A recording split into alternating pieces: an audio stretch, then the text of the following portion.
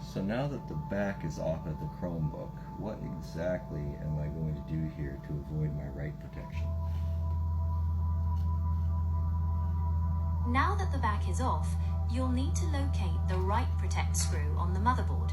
This is a specific screw that must be removed to disable the write protection feature.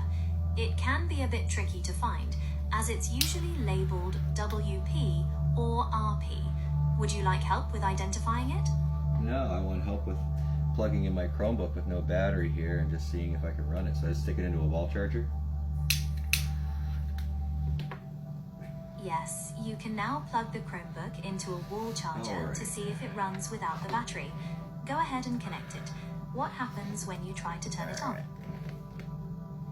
Just open it up a little bit, see what happens.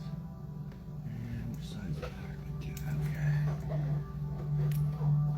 Okay. And we're using a reference here, 65 watt charger, I believe. I'm double checking here. Yeah, I'm using at least a 45 watt charger, but it's going to be a 60. I think it's a 60 or 65 watt, something like that. So let's just leave this upside down. And yes, my Chromebook is definitely turning on, or at least I've got some flash on the screen. Something's happening.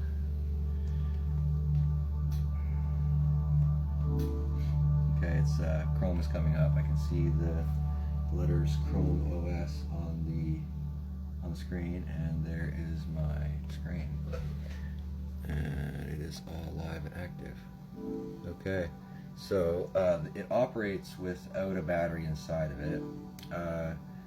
What is the next step?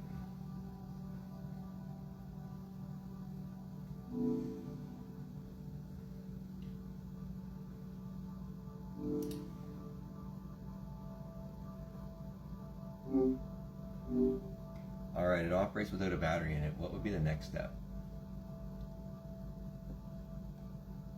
Great! So the Chromebook operates without the battery. The next step would be to power it down, disconnect the charger, and then carefully reconnect the battery connector. After that, you can try turning it on again. How does that sound? Say that again. It's currently operating without the battery connected. Oh, certainly. Since the Chromebook operates without the battery, the next step would be to power it down, disconnect the charger, then carefully reconnect the battery connector. Once that's done, you can try turning it on again. How does that sound? Well, it doesn't sound like it's doing anything I want to do. What were we doing? Oh, I understand. It sounds like you're frustrated because the Chromebook isn't behaving as expected. No, that's not true. That's not true.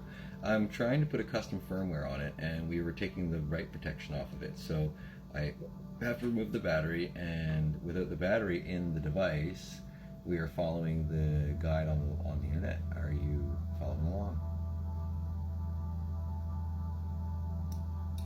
Ah, I see. My apologies for the confusion. Yes, we were in the process of removing the write protection by removing the battery and running the Chromebook without it, following the online guide. What exactly is the guide suggesting we do next? CR50 devices. We have a CR50 device. We're trying to boot the device using external power. Once we have finished, once we power off the device and disconnect the external power, we open the device, disconnect the internal battery and connector from the main board. We did. We're going to reassemble the device, and we're going to boot the device using external power, which we did. And once you have finished flashing the firmware or doing whatever you need to do, literally as it says here, power off the device, remove your external power, and carefully reattach the battery connector. You'll likely need to connect an external power or external power to wake or boot the device, but that'll be fine. So how am I sure that I have a CR50 device? It says mine's a CR50 / Suzy Q device, so I'm assuming I can do one or the other, right? That's a good question. To confirm you have a CR50 device, you can check the model name of your Chromebook. This should be on a label on the bottom of the device, or you can find it in the Chromebook settings. If it is listed as a CR50, you can proceed as per the guide. The guide also mentions SUSE Q devices. Is your Chromebook compatible with that method too? Both. It's a C423N as in Nancy. Thanks for the clarification. The Asus C423 is a Nancy device, and Nancy devices are compatible with the CR50 method, so you should be able to proceed with the guide. What steps are outlined in the guide for Nancy devices after removing the battery? It's funny you keep going with that, but I just said N as in Nancy's because it's a letter at the back. But yes, it's a 423N, and it says one or the other. So I'm just going with this, which is removing right protection screw, which is not, my device is not supported for that. Disconnecting the battery, which is what I have. Disconnect the battery for CR50 devices, which mine is a CR50 device, and which tie the right protection to the battery sense line.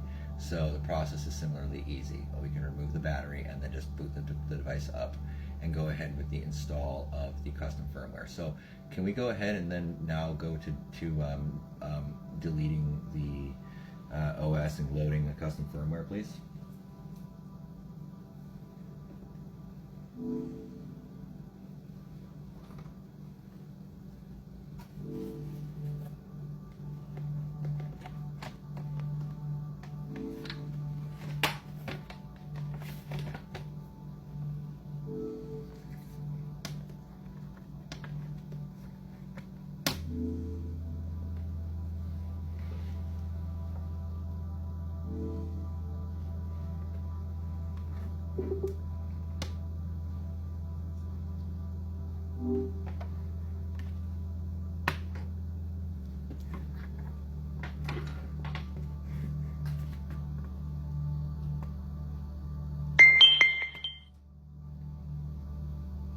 Okay.